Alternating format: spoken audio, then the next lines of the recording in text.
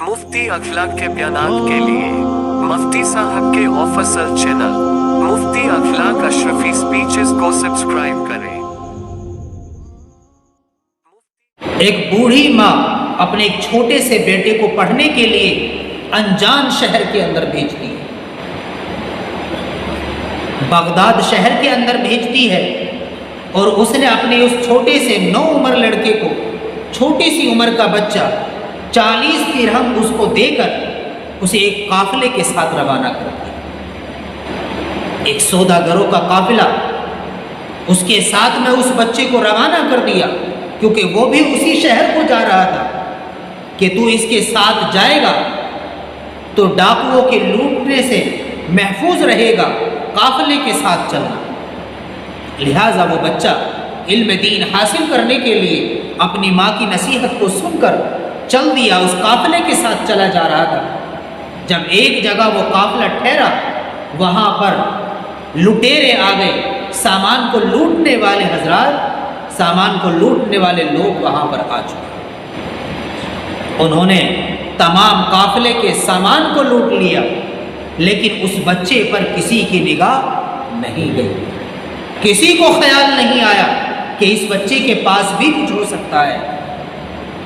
लेकिन जब उसके पास एक आदमी गया और उस बच्चे से पूछा कि मियाँ तुम्हारे पास भी कुछ है, उसने कहा कि हाँ, 40 दिरहम जो मेरी माँ ने मुझे दिए हैं वो मेरे पास मौजूद है।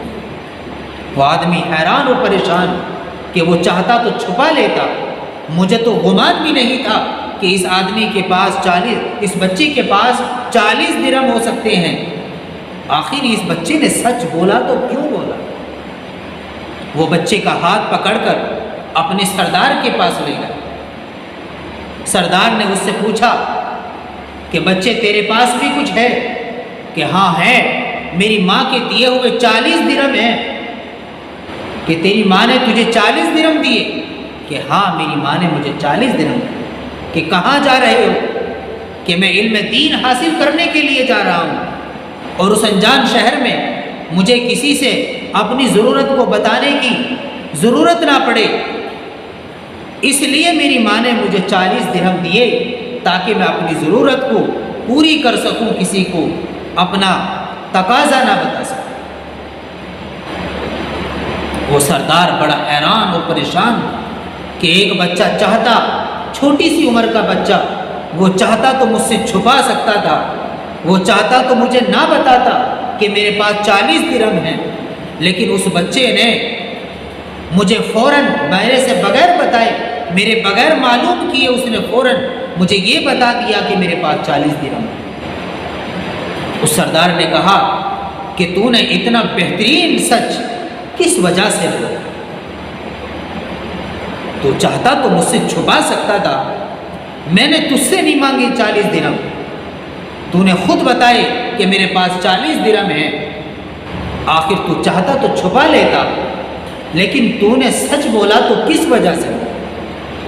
उसने कहा कि जब मैं घर से चला था, मेरी वालिदा मोहतरमा ने मुझे एक बात की नसीहत की कि बेटा चाहे कुछ भी हो जाए, बस झूठ मत बोलो, हमेशा सच बोलना, चाहे कैसा भी मरहला आ जाए, कैसी भी सूरत हाल पेश आ जाए, लेकिन सच बोलना, झूठ मत बोलना।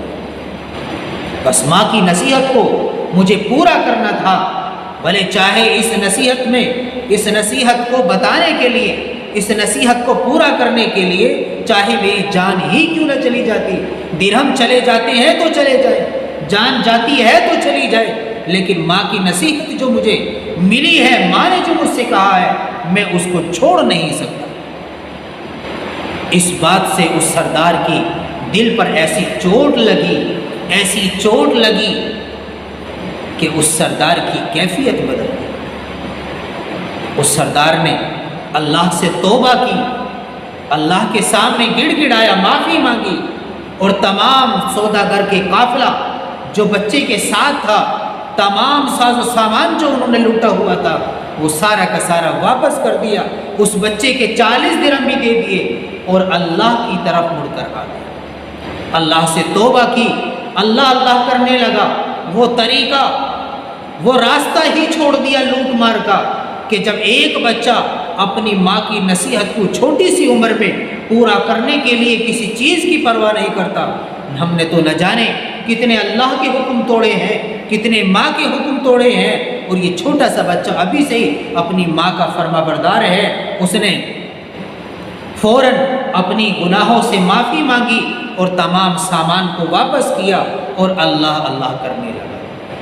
اسی لیے میرے محترم بزرگوں دوستو، اللہ تبارک و تعالی کی طرف جو آدمی مڑ کر آ جاتا ہے، ماں باپ کی جو انسان خدمت کرتا ہے، ان کی نصیحت کو اپنے لیے نجات کا ذریعہ سمجھتا ہے، خیر کا ذریعہ سمجھتا ہے، تو اللہ تبارک و تعالی اسی طریقے سے جیسے اس بچے کو کامیاب کیا، اللہ ایسے ہمیں اور ہمارے بچوں کو بھی اسی طریقے سے کامیاب کریں گے انشاءاللہ۔